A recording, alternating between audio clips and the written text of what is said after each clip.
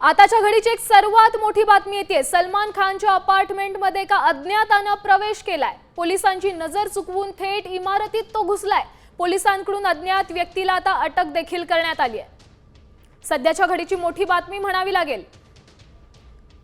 सुरक्षा यंत्रणा अलर्ट असून देखील हा अज्ञात व्यक्ती त्याच्या अपार्टमेंटमध्ये घुसलाय। या संदर्भातली अधिकची माहिती देण्यासाठी आपले प्रतिनिधी सचिन आपल्या सोबत जोडले गेलेत। नेमकं घडलंय काय? हा अज्ञात व्यक्ती कसा काय इमारतीत घुसला? नक्कीच आपण बघतोय की सलमान खानच्या गॅलेक्सी अपार्टमेंट बाहेर 24 तास पोलिसांचा पहारा असतो। मात्र पोलिसांचा पहारा चुकवत जितेंद्र कुमार सिंग नावाच्या तरुणाने इमारतीत प्रवेश केलेला आहे। सांगितलं जाते की इमारतीतील एका रहिवाशाच्या गाडीचा आडोसा घेत पोलिसांची नजर चुकवत याने प्रवेश केलेला आहे। मात्र इमारतीच्या आतमध्ये पोलिसांना संशय आल्याने पोलिसांनी त्याला ताब्यात घेतलं। जितेंद्र कुमार सिंग हा छत्तीसगडचा राहणारा असल्याची माहिती मिळते। मात्र त्याने सलमान खानच्या इमारतीत प्रवेश का केला याचा मात्र अद्याप उलगडा होऊ शकलेला नाही। मात्र आता अज्ञाताने सलमान खानच्या इमारतीत प्रवेश केल्याने यंत्रणा सतर्क देखील झालेल्या आहेत। पण काही दिवसांपूर्वीच सैफ अली खानच्या बाबत देखील अशीच एक घटना घडली। त्यामुळे कुठेतरी सेलिब्रिटीज पण असुरक्षित आहे अशी कुठेतरी मेसेज जातोय का? नक्कीच आपण बघतोय की मुंबईमध्ये सध्या सेलिब्रिटींवरती हल्ले होत आहेत। सैफ अली खानवरती तर जीवघेणा हल्ला झाला होता। एवढंच नव्हे तर सलमान खानवरती देखील त्याच्या घरावरती मुंबईमध्ये गोळीबार देखील केला आहे। आणि आपण बघतोय की आता मुंबईमध्ये अनेकदा सेलिब्रिटींवरती असे हल्ले होत आहेत। त्यामुळे सेलिब्रिटींच्या सुरक्षेचा प्रश्न हा मुंबईत ऐरणीवर आल्याचं आपल्याला दिसून येत आहे। आणि त्याचबरोबर अनेकदा आपण ऐकतो लॉरेन्स बिश्नोईची सलमान खानला धमकी दिल्याची बातमी देखील आपण अनेकदा पाहिली आहे। या संदर्भातले काही कनेक्शन्स आहेत का?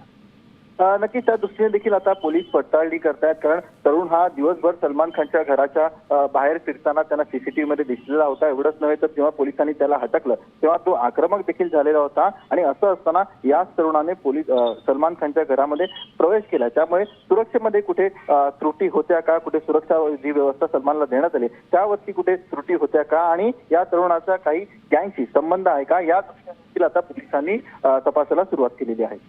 जसं तुम्ही सांगितलं हा अज्ञात अनेकदा सीसीटीव्ही मध्ये दिसलेला आहे। त्याचप्रमाणे सैफच्या केसमध्ये पण अज्ञात हा सीसीटीव्ही मध्ये बाहेर दिसला होता। तर त्या कुठेतरी ही गोष्ट साम्य आहे का यामध्ये?